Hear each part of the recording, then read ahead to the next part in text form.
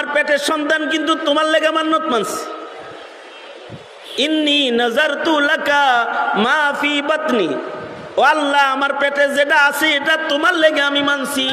সান্ত্বনা দিয়ে বলে, খাদিজা চিন্তা করবেন না, আপনি বর্জখে কবরে যাওয়ার সাথে সাথে আমার দুইজন বিবি আপনাকে ইস্তেকবাল করবে, জান্নাতি ইস্তেকবাল। সাহাবীরাও নবী হওয়ার উপযুক্ত রে, কারণ তারা আমি নবীর সান্নিধ্য উঠাইছে। কিন্তু আমি শেষ নবী, আনা খাতামুন নাবিয়্যিনা লা নাবিয়্যা বা'দি, আমি শেষ নবী, আমার পরে আর কোন নবী না। 40 বছর মানুষের ভিড়ে আজান শুনি নাই, 40 বছর আমি আজান শুনেছি আল্লাহর ঘরের ভিতরে বৈশা। আল্লাহু আকবার বলেন। তার মানে 40 বছর লাগাতার সাঈদ ইবনে মুসাইয়িব মসজিদে আজানের পূর্বে প্রবেশ করেছেন। ওনাকে জিজ্ঞেস করা হয়েছে, আজানের আগে মসজিদে আসেন কেন? সাঈদ ইবনে মুসাইয়িব বলে, আজানের আগে এজন্য মসজিদে এসে বসে থাকি, ময়দানে মাহশারে মহান আল্লাহ যদি বলে হাইয়া আলাস সালাহ বলে নামাজে তোরে ডাইকা আনা লাগলো। কিন্তু জমিনে এমন কিছু মানুষ আছে যারা আল্লাহর নৈকট্য তালাশ করে। আয়াত হাদিস আপনাদের সামনে পেশ করেছে, এইগুলোকে সামনে করে খুব সংক্ষেপে কিছু কথা আপনাদের কানে পৌঁছে দেওয়ার ইরাদা। আল্লাহ তাআলা কিছু উপকারী কথা আপনাদের কানে পৌঁছাইবার তৌফিক দান করেন। আপনারা দোয়া করুন, বলুন আমিন। দিন যত যাইতেছে আমরা কিয়ামতের কাছাকাছি হইতাছি, আর জমানায়ে নবুয়ত থেকে দূরে সরতেছি। সময় যত গড়াইতেছে জমানা খারাপ হইতেছে, জমিনের মানুষের স্বভাব খারাপ হইতেছে, জমিনে গুনাহগারের সংখ্যা বাড়তেছে, নেককার মানুষ কমতেছে। যত পিছনের দিকে যাব তত নেককার মানুষের সংখ্যা বেশি পাবো, জমানা ভালো পাবো, জমিনের মানুষ ভালো পাবো। জমিনের সবচেয়ে ভালো সময় যেটা কেটেছে,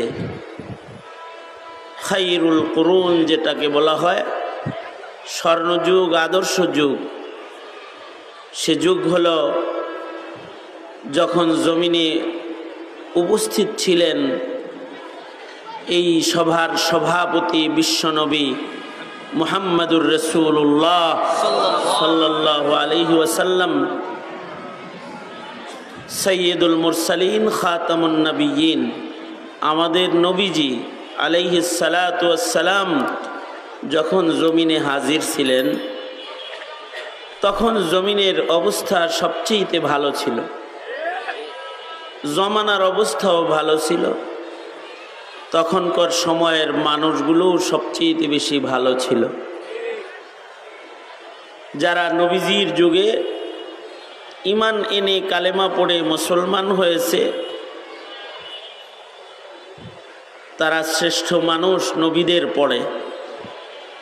সবচেয়ে দামি মানুষ হলো নবীগণ, নবীদের পরেই যারা শ্রেষ্ঠ তারা সিদ্দিক, আর সিদ্দিকদের সর্দার সিদ্দিক হলো যারা ঈমানের সাথে মুহাম্মাদুর রাসূলুল্লাহ সাল্লাল্লাহু আলাইহি ওয়াসাল্লামের জিয়ারত করেছে এবং নবীজির জমানা পাইছে। এরা সবচেয়ে দামি সিদ্দিক, দামি মানুষ। আল্লাহর রাসূল বলেন, খায়রুল কুরুনি কারনি সুম্মাল্লাযীনা ইয়ালুনাহুম সুম্মাল্লাযীনা ইয়ালুনাহুম। আল্লাহর রাসূল বলেন, সবচেয়ে উত্তম যুগ হলো আমার যুগ, আর আমার যুগের পরে সবচেয়ে ভালো যুগ হলো আমার সাহাবায়ে কেরামের পরের যুগ, অর্থাৎ তাবেঈনদের যুগ।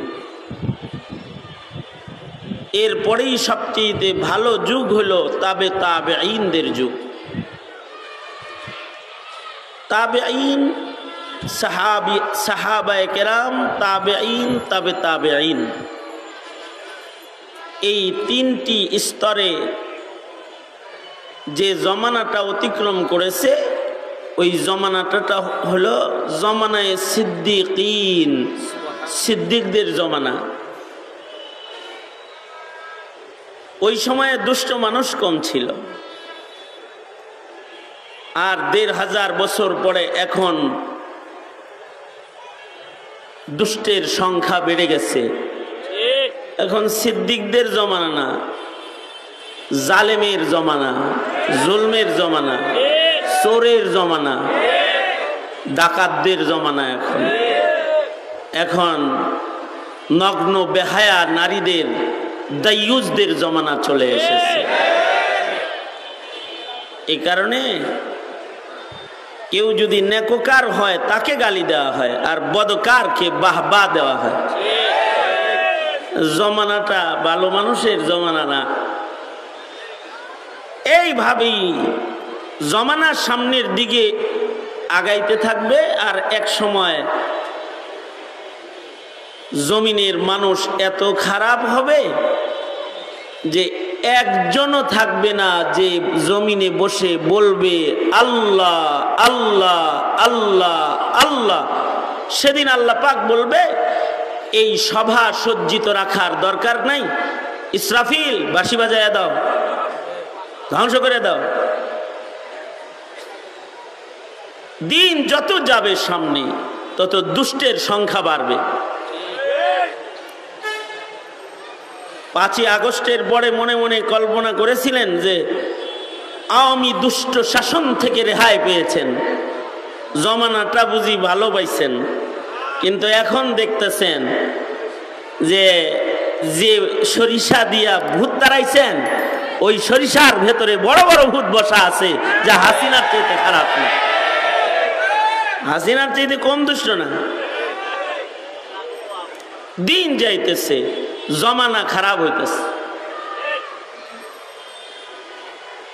এই জন্য আল্লাহর রাসূল বলেন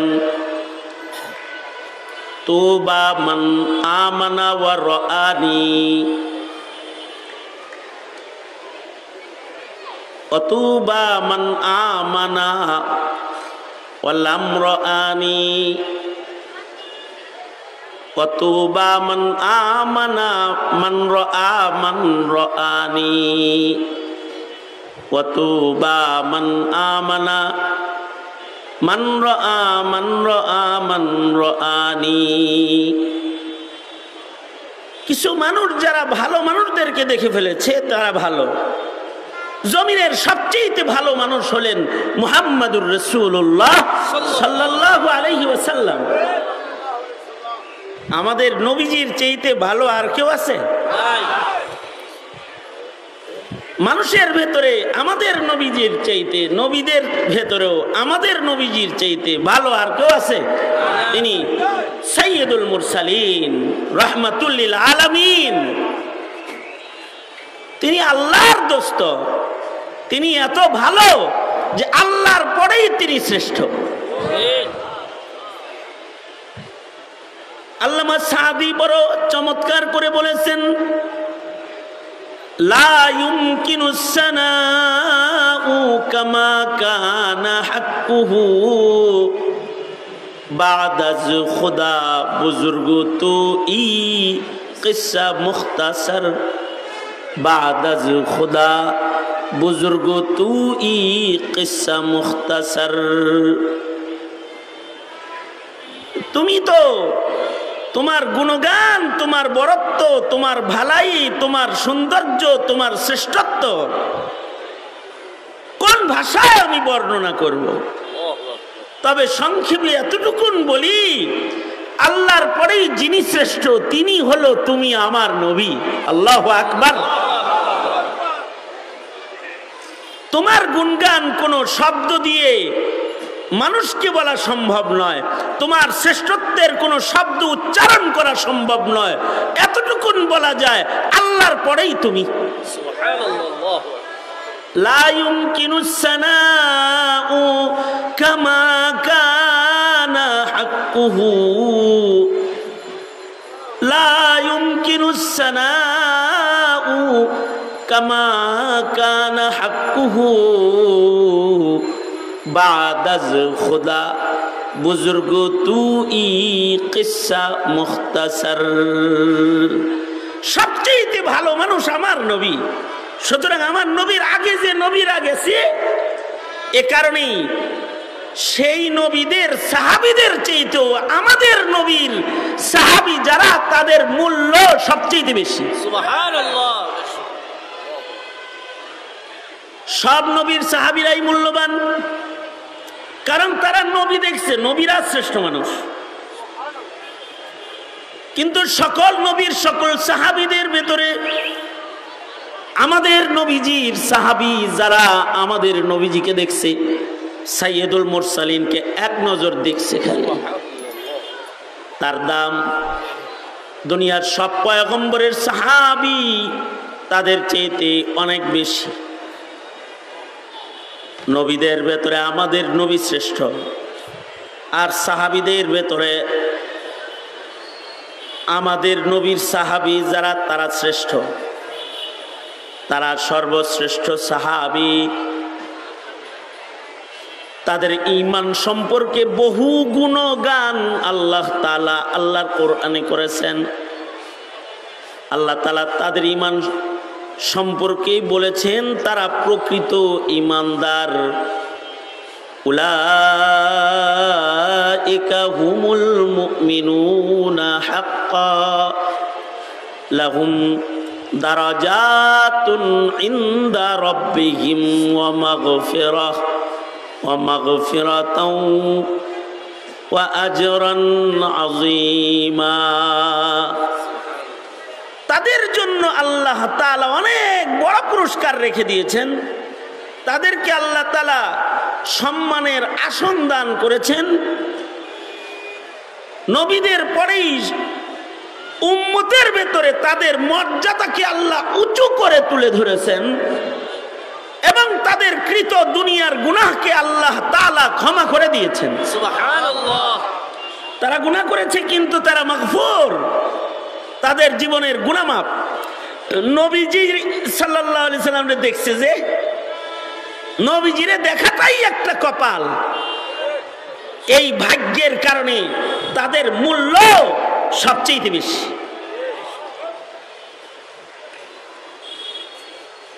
নবী আলাইহিস সালাতু ওয়াস সালামের সাহাবীদের মূল্য বেশি বিদায়ী কিয়ামত পর্যন্ত যত মানুষ দুনিয়াতে আসবে এরা কেউ ডিজিটাল যুগের ডিজিটালদেরকে দেখে দেখে ঈমান গঠন করবে না। আমিনু কামা আমানান নাস, তারা ঈমানের মাপকাঠি। আল্লাহ তাআলা বলেন তোমরা ঈমান আনলে সাহাবীদের মতন ঈমানদার হও, তাদের মতো ঈমানদার হও। তাদের মতো ঈমানদার যদি হতে পারো তাইলে তোমরাও মাগফিরাত পেয়ে যাইবা। তাদের মতো ঈমানদার যদি তোমরা হতে পারো তো তোমাদের মর্যাদাও বেড়ে যাবে। এ কারণে সাহাবায়ে কেরামের ঈমানকে কিয়ামত পর্যন্ত আল্লাহ তাআলা নমুনা বানাইছেন। নমুনা ঈমানের জন্য তারা নমুনা। কিয়ামত পর্যন্ত যত মানুষ আসবে তাদের মতো ঈমানদার সকলকে হইতে হবে, কারণ তারা রাসূল দেখার কারণে তাদের ঈমান সবচেয়ে শক্ত, তাদের চোখ সবচেয়ে ভালো। নবীদের পরে যাদের চোখ সবচেয়ে ভালো সাহাবীদের চোখ, নবীদের পরে যাদের কান সবচেয়ে ভালো সাহাবীদের কান, নবীদের পরে সবচেয়ে যাদের নাক ভালো সাহাবীদের নাক, নবীদের পরে যাদের হাত সবচেয়ে ভালো তাদের হাত সাহাবায়ে কেরামের হাত। তাদের নওয়াফিল, তাদের ইবাদত এত যে ওই হাদিসের মিসদাক তারা হাত্তা কুনতু সামাহু আল্লাযী ইয়াসমাউ বিহি। আল্লাহ তাদের চোখের কাছাকাছি, আল্লাহ পাক তাদের কানের কাছাকাছি, আল্লাহ পাক তাদের হাতের কাছাকাছি। যে হাতে তারা কাজ করে আল্লাহ তাদের হাত হয়ে যায়, যে চোখে তারা দেখে আল্লাহ তাদের চোখ হয়ে যায়, যে পায়ে তারা চলে আল্লাহ তাদের পায়ের কাছাকাছি যে তাদেরকে উত্তম মর্যাদায় পৌঁছাইতে আল্লাহ পাক তাদের পাকে শ্রেষ্ঠ পা বানায় দেয়, তাদের মর্যাদা বেশি। এই কারণেই আদনা থেকে আদনা একজন সাহাবীকে একদিকে রাখলে আর সব তাবেঈ ধইরা আরেকদিকে রাখলেও সাহাবীর ওজন দেওয়া সম্ভব হবে না, হবে না, সাহাবীর ওজন হবে না। সাহাবী তো সাহাবী। हम फख्र से कहते हैं हमारे हैं सहाबा, हम फख्र से कहते हैं हमारे हैं सहाबा, वल्लाह हमें जान से प्यारे हैं सहाबा। उस चांद जो रोशन हुआ बतहा के उफ़क़ पर, उस चांद के ताबंद सितारे हैं सहाबा, उस चांद के ताबंद सितारे हैं सहाबा। हम फ़ख्र से कहते हैं हमारे हैं सहाबा, वल्लाह हमें जान से प्यारे हैं सहाबा, वल्लाह हमें जान से प्यारे हैं सहाबा। उस चांद जो रोशन हुआ बतहा की उफ़क़ पर, उस चांद के ताबंद सितारे हैं सहाबा, उस चांद के ताबंद सितारे हैं सहाबा। আকাশে পূর্ণিমার চাঁদের পাশে তারকাগুলোকে যেমন মানায়, মুহাম্মদুর রাসূলুল্লাহ সাল্লাল্লাহু আলাইহি ওয়াসাল্লামের খাতমে নবুয়তের আলোর চতুর্দিকে সাহাবীদের ঈমানকে এরকম জলজলা ঝকঝকা চকচকা বানায়। তাদের সবার ঈমান এত রৌশন। আদনা থেকে আদনা একজন সাহাবী, অনেক দাম। এ কারণে আল্লাহর রাসূল বলেন, আল্লাহ আল্লাহ ফি আসহাবি, সাবধান আমার সাহাবীদের পিছনে পড়ো না, সাহাবীদের সমালোচনা করো না, তাদেরকে আমার পরে তোমরা ধরপাকড় করো না, কারণ আমার সাহাবীরা তারকার মতন। নবীজি বলেন, আমার সাহাবীরা খালি তারকার মতন না, আমার পরে কেউ নবী হইলে আমার সাহাবীর ভিতর থেকে নবী হইতো। নবীজি স্পষ্ট করে বলে গেছেন, যে যার সোহবতে যায় সে তার মতন হয়ে যায়। কুতুবের সোহবতে কুতুব হয়ে যায়, ওলির সোহবতে ওলি হয়ে যায়, সাহাবীর সোহবতে সিদ্দিক হয়ে যায়, নবীর সোহবতে সিদ্দিক হয়ে যায়। চোরের কাছে থাকলে চোর হয়ে যায়, আর নাস্তিকদের বেষ্টনীর ভেতরে থাকলে মুমিনটাও নাস্তিক হয়ে যায়। যেমন হাসিনা, হাসিনা নাস্তিক বেষ্টিত থেকে নাস্তিক হয়ে গেছে। চোরের বেষ্টনীতে থাকলে চোর হয়ে যায়, ডাকাতের সান্নিধ্যে ডাকাত হয়ে যায়। পশ্চিমাদের কাছে জীবনযাপন করলে স্বভাব চরিত্র পশ্চিমার মতন হয়ে যায়, মুসলমানের নার্ভ বুঝার যোগ্যতা থাকে না। যেমন ডক্টর ইউনূস নার্ভ বুঝে না, পশ্চিমাদের সাথে চলতে চলতে এখনো পর্যন্ত নারী কমিশনকে আইনের আওতায় আনতে পারল না। যে যার সাথে চলে তার মতন হয়ে যায়। এ কারণে নবীর সান্নিধ্য যারা পেয়েছে তারা যুগে যুগে নবী হইছে। যেমন হযরত মরিয়মের বাবা হযরত ইমরান আলাইহিস সালাতু ওয়াস সালাম, হযরত ইমরানের কোনো ছেলে নাই। এমনি আল্লাহ পাকের নিজাম হলো নবীর ঘরে নবী, নবীর ঘরে নবী, নবীর ছেলে নবী। এমনই পাওয়া যায় বাবা আদমের ছেলে নবী, আবার শীষ আলাইহিস সালামের ছেলে নবী, দাউদ আলাইহিস সালামের ছেলে নবী, ইব্রাহিম আলাইহিস সালামের ছেলে নবী।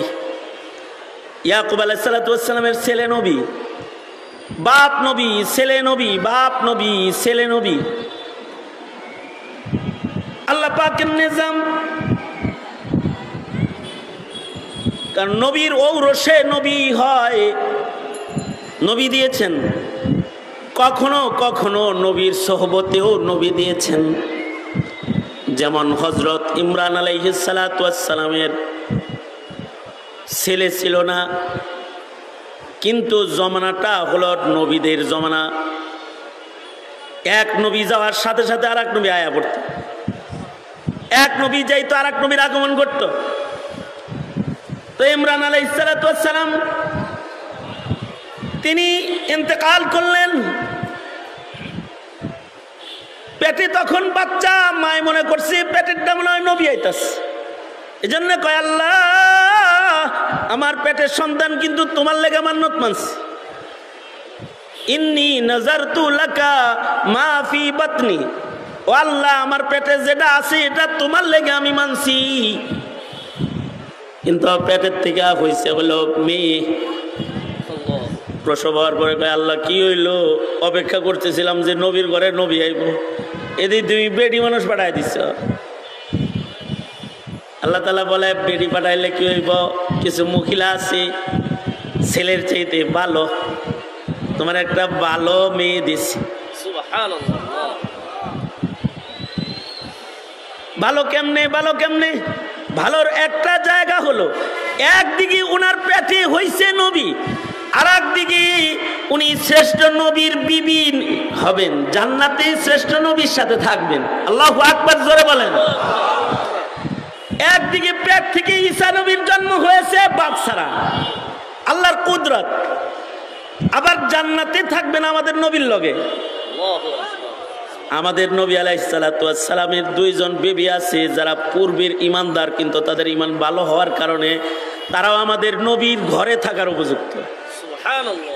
এরকম দুইজন মহিয়সী নারী আছে যাদেরকে আমাদের নবীজির বিবি হিসাবে জান্নাতে আল্লাহ তাআলা দান করবেন। একজন হলেন হযরত আসিয়া, ফেরাউনের অত্যাচারেও ঈমানে অটল ছিলেন, ঈমান ছাড়ে নাই। আল্লাহ তাআলা ঈমান দেখে খুশি হয়ে হযরত আসিয়াকে নবীজির সাথে বিয়ে দিয়ে দিছে। আর একজন হলেন হযরত মারিয়াম, নবীর ঔরসে জন্ম নেওয়া একটা আল্লাহর কুদরতের বহিঃপ্রকাশ, এক মহিয়সী নারী। পুরুষের স্পর্শ ব্যতিরেকে আল্লাহ তাআলা যার গর্ভে নবী দান করেছেন, এমন নবী দান করেছেন যেই নবীর নবুয়তের জন্য 40 বছর অপেক্ষা নাই। জন্মের সাথে সাথে কয় ইন্নী আবদুল্লাহ আতানিয়াল কিতাবা ওয়া জাআলানি নবিয়্যা। সুবহানাল্লাহ। এই রকম এক নবীর মা তিনি। আরেকদিকে হলো তার আল্লাহর কাছে মাহবুবিয়ত হলো আল্লাহর পরেই যার দাম, তার জান্নাতে তার বিবি হিসাবে আল্লাহ তাকে আখিরাতে মর্যাদার আসন দিয়ে দিবেন। যাও আমার হাবিবের লগে থাকো। এ কারণেই সরওয়ারে দু আলম হযরত খাদিজাতুল কুবরা ইন্তেকালের সময় যখন পেরেশান ছিলেন, আমরা তো মরণে পেরেশান না, মরণকে আমরা ভয় পাই না, আমরা কবর কি হবে এ টেনশন করি না। কবরের টেনশন যদি কেউ করে তাহলে সে গুনাহ করতে পারবে না। কবরের টেনশন যদি কেউ করে সে নামাজ ছাড়তে পারবে না। কবরের টেনশন যদি কেউ করে তাহলে সে বেপরদা চলতে পারবে না। কবরের টেনশন করলে পরে হারাম খাইতে পারবে না। কবরের টেনশন, কবর যদি কেউ চিন্তা করে তাহলে ক্ষমতার জন্য মানুষ হত্যা করতে পারবে না। কবরের চিন্তা যদি কেউ করে আল্লাহর হুকুমের খেলাফ এক জাররা কাম করতে পারবে না, এক জাররা করতে পারবে না। কবরের চিন্তা যদি কেউ করে শরীয়তের খেলাফ এক মুহূর্ত সে চলতে পারবে না। খাদিজাতুল কুবরা তো কবরের চিন্তা। খাদিজাতুল কুবরা বলে সরওয়ার গো নিজের হাতে কবরে নামায়েন, আপনার জামা কাফন বানায়া দিয়ে দিন। কবরে গেলে প্রশ্নের উত্তর কেমনে দিব? আমারে কবরে শোয়াইয়া ওগো সরকার আপনি কিন্তু আমাকে রাইখা চলে আইসেন না, আমার মাথার কাছে দাঁড়ায় থাকেন, আমাকে প্রশ্ন করলে প্রশ্নের উত্তরগুলো আপনি শিখায় দেন। আল্লাহর রাসূল খাদিজাতুল কুবরার পেরেশানি দেখে আল্লাহর নবী সান্ত্বনা দিয়ে বলে, খাদিজা চিন্তা করবেন না, আপনি বর্জ্য খেয়ে কবরে যাওয়ার সাথে সাথে আমার দুইজন বিবি আপনাকে ইস্তেকবাল করবে, জান্নাতি ইস্তেকবাল। খাদিজাতুল কুবরা বলে, ওগো আল্লাহর নবী, আমি আপনার পয়লা স্ত্রী, আমার আগে কারোর সাথে আপনার বিবাহ হয় নাই, তো আপনার জান্নাতে আবার দুই বিবি কেমনে হলো? আল্লাহর রাসূল বলেন, দুইজন মহিয়সী নারীকে আল্লাহ তাআলা পছন্দ করে আমার বিবির মর্যাদা দান করেছেন, একজন আসিয়া আর একজন মারিয়াম। আপনার এই দুই সতী আপনাকে জান্নাতি ইস্তেকবাল দান করবে, আপনি যাওয়ার সাথে সাথে জান্নাতি ইস্তেকবাল হবে। হযরত মরিয়ম জন্মাইছেন, ছেলে তো হয় নাই, তো ইমরান আলাইহিস সালামের ঘরে মেয়ে জন্ম হয়েছে, ছেলে হয় নাই, তো এবার ইমরানের উম্মতকে সামাল দিবে কে?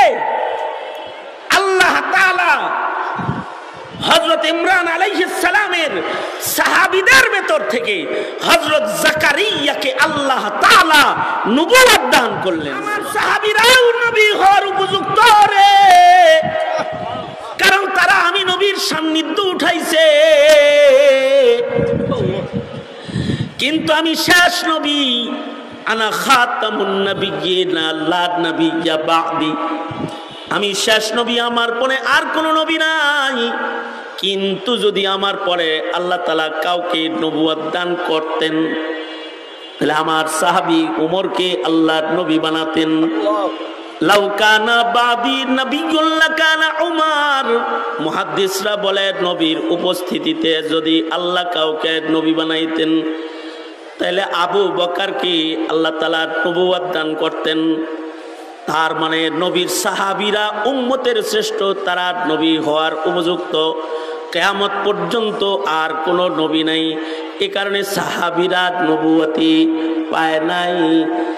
এখন প্রশ্ন হলো, সাহাবী নবুয়ত পাইল না, তাহলে কি জমানার দাজ্জাল কাদিয়ানি আর বরকতুল্লাহ বুঝি নবী?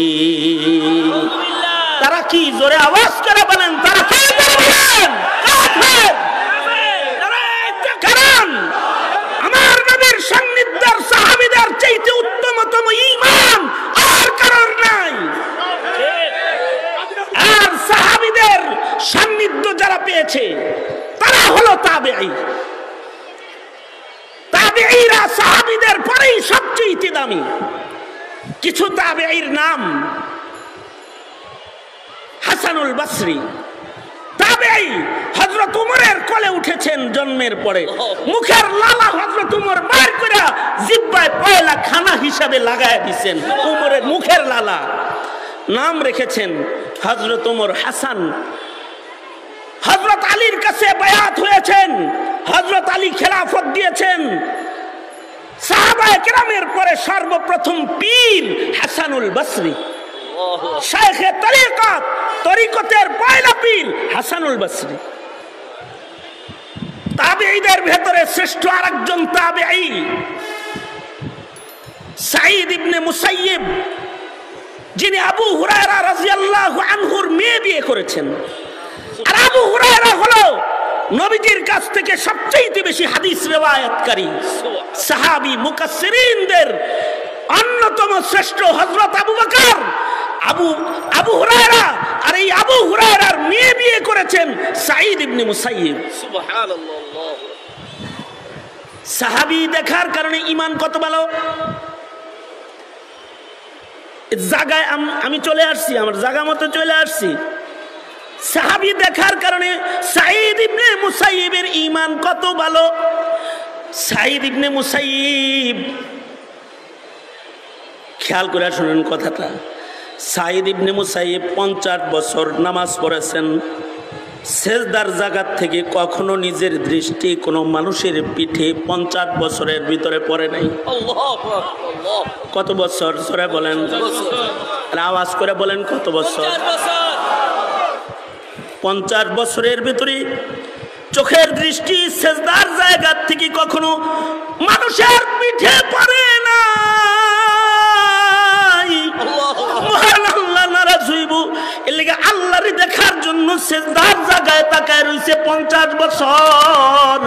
50 বছরের ভেতরে একটা পলক সাঈদ ইবনে মুসাইয়িব হঠাৎ নাই। 40 বছরের ভেতরে নামাজের তাকবীরে উলা ছাড়ে নাই। শুধু তাকবীরে উলা নয়, 40 বছর পর্যন্ত সাঈদ ইবনে মুসাইয়িব বলে 40 বছর মানুষের ভিড়ে আজান শুনি নাই। 40 বছর আমি আজান শুনেছি আল্লাহর ঘরের ভিতরে বৈশা। আল্লাহু আকবার বলেন। তার মানে 40 বছর লাগাতার সাঈদ ইবনে মুসাইয়িব মসজিদে আজানের পূর্বে প্রবেশ করেছেন। ওনাকে জিজ্ঞেস করা হয়েছে, আজানের আগে মসজিদে আসেন কেন? সাঈদ ইবনে মুসাইয়িব বলে, আজানের আগে এজন্য মসজিদে এসে বসে থাকি, ময়দানে মাহশারে মহান আল্লাহ যদি বলে হাইয়া আলাস সালাহ বলে নামাজে তোরে ডাইকা আনা লাগলো কেরে? এই মামলার আসামি হয়ে আল্লাহর আদালতে আমার দাঁড়ানোর সাহস নেই। 40 বছর এমনকি মদিনাতুল মুনাওয়ারাতে ইয়াজিদি বাহিনী ক্ষমতার জন্য যখন হামলা করলো, ক্ষমতা লিপ্সু যারা হয় তারা সাহাবীদের উপর অত্যাচার করেছে। এই কারণেই হাসিনা ক্ষমতা লিপ্সু আলেমের উপর অত্যাচার করতে পেরেছে। এই কারণে মাশায়েখের মাথায় আঘাত করতে পেরেছে, শেখে চরমনাইকে আঘাত করতে পেরেছে, এদেশের শাইখুল হাদিস ধরে ধরে জেলখানায় তালাবদ্ধ করতে পেরেছে। ইয়াজিদি বাহিনী মদিনায় আক্রমণ করেছে, মসজিদের আজান বন্ধ করেছে। সেই সিদ্দিকীনের যুগে 3 দিন মসজিদে নববীতে আজান হয় নাই। কয়দিন? 3 দিন মসজিদে নববীতে আজান হয় নাই। সাঈদ ইবনে মুসাইয়িব বলে, কেউ মসজিদে তখন ছিল না, আমি ছিলাম। আমাকে ধরতে আসলে আমি পাগলের অভিনয় করতাম, ওরা চলে যেত।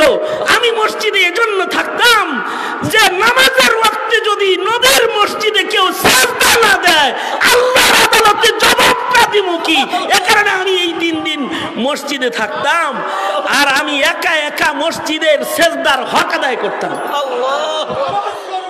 এর চেয়ে আশ্চর্য কথা হলো, এর চেয়ে আজব কথা হলো,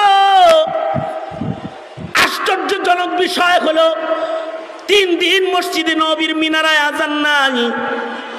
সাঈদ ইবনে মুসাইয়িব বলে, যখনই নামাজের ওয়াক্ত আইতো তখন আমার কানে একটা আজানের আওয়াজ আইতো, আমি আমার কানটা ফিরে দেখতাম মসজিদের মিনারায় আজান নাই, কিন্তু সাইয়্যিদুল মুরসালিনের কণ্ঠ পাওয়া যায়। তার মানে আমার রাসূল কবর থেকে আজান দিতেছে। মসজিদের আজান বন্ধ, কিন্তু নবীজি কবরে আজান দেয়। সাঈদ ইবনে মুসাইয়িব মসজিদের ভেতরে নবীর আজান শুনতে পায়। এরে বলা হয় তাবেঈ। সাহাবী দেখার কারণে তাবী হয়েছে, হাফিজি দেখার কারণে শায়েখে চরমনাই হয়েছে, মরহুম আল্লাহর কুতুবকে দেখার কারণে শায়েখে চরমনাই হয়েছে। কিয়ামত পর্যন্ত এরকম আকাবির দেখে দেখে, ভালো মানুষের চেহারা দেখে দেখে তোমাকে ভালো মানুষ হইতে হবে। এ কারণে আল্লাহ বলেন, কুনু মা'আস সাদিকিন। আর এই ভালো মানুষদের ভেতরেই সাহাবীদের কিছু সিফাত পাওয়া যাবে। আশিদ্দাউ আলাল কুফার, কাফেরের বেলায় তারা শক্ত। এ কারণে ফয়জুল করিম মামুনুল হক, এদেশের উলামা হযরত বাবুনগরী আহমদ শফি, শাইখুল হাদিস আমিনী ও ফজলুল করিম পর্যন্ত কেউ বাতিলের সাথে এক যারা আপোষ করে নাই, এক যারা আপোষ করে নাই। কারণ আশিদ্দাউ আলাল কুফার, আশিদ্দাউ আলাল কুফার, আর রুহামাউ বাইনাহুম। আর ইবাদত কি? তারাহুম রুকআন সুজ্জাদান ইয়াবতাগুনা ফাদলাম মিনাল্লাহ তারাহুম রুকআন সুজ্জাদান ইয়াবতাগুনা ফাদলাম মিনাল্লাহি ওয়া রিদওয়ানা। তাদের ইবাদতে তারা আল্লাহর নৈকট্য খুঁজে। কেউ আছে ইন্ডিয়ার নৈকট্য খুঁজে, কেউ আছে আমেরিকার নৈকট্য তালাশ করে, নিউ ইয়র্কের নৈকট্য তালাশ করে, কেউ আছে চীনের নৈকট্য তালাশ করে, কেউ আছে রাশিয়ার নৈকট্য তালাশ করে। কিন্তু জমিনে এমন কিছু মানুষ আছে যারা আল্লাহর নৈকট্য তালাশ করে। জমিনে কেউ যদি আল্লাহর দ্বীনের উপর আঘাত করে তো তারা বুকটান করে যা পাইতে ধরে, গায়ে রক্ত থাকতে তারা দিন মিটতে দিবে না, কারণ তারা আল্লাহর নৈকট্য অর্জন করতে চায়। রাতের বেলায় তারা নামাজ পড়ে, দিনের বেলায় তারা রোজা রাখে, কদম কদম নবীর সুন্নত তারা চলে। এত নামাজ পড়ে ফি উজুহিহিম মিন আসারিস সুজুদ। এগুলো হলো আল্লাহ পাকের পছন্দের গুণ। আর এই গুণগুলো ততক্ষণ পর্যন্ত আসে না যতক্ষণ পর্যন্ত গুণীর সান্নিধ্য গ্রহণ না করা হয়। চোরদের কাছে ঘুরো চোর হয়ে যাবা, শাহবাগীদের পিছে পিছে ঘুরো শাহবাগী হয়ে যাবা, নাস্তিক ব্লগারদের পিছে পিছে ঘুরো শাহবাগী নাস্তিক মুরতাদের খাতায় নাম চলে যাবে। আর উম্মতের মাশায়েখদের পিছে ঘুরো ওলি হয়ে কবরে চলে যাবে, ওলি হয়ে কবরে চলে যাবে। এই বুঝ নিজের যেমন হাসিল করা দরকার, উম্মতকেও এই বুঝ দান করা দরকার। সুতরাং মুহতারাম হাজিরিন, এই মাসআলা বুঝে আলেম উলামা পীর মাশায়েখের সঙ্গে জীবন দিতে রাজি আছেন তো ইনশাআল্লাহ? এই বাংলার মাটিতে বাতিলের মোকাবেলা করতে আর কালিমার পতাকাকে উঁচু করে ধরতে এদেশের মাশায়েখিনরা যদি ডাক দেয়, কাফন পরে রক্ত দিতে রাজি আছেন তো ইনশাআল্লাহ?